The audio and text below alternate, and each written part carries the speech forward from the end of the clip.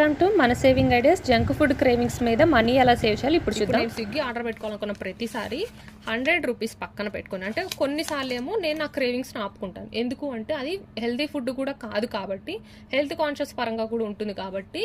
So monthly 2 times అయితే వద్దు, monthly 1 time అని చెప్పి అయితే రిస్ట్రిక్షన్స్ పెట్టుకున్నాను. సో ఆ 1 time నేను నా క్రేవింగ్స్ ఆపుకుంటాను for my health purpose. And second time వచ్చేసరికి ఏం చేస్తాను, మనిషి నాకు ఫుడ్ తినాలి, ఇష్టమైన ఫుడ్ కూడా తినలేకపోతే ఎలాగా, దానికోసం ఏం చేస్తానంటే ఒక 100 రూపీస్ దానికోసం అయితే స్పెండ్ చేస్తాను. ఎందుకు, అది స్పెషల్లీ సండేసే.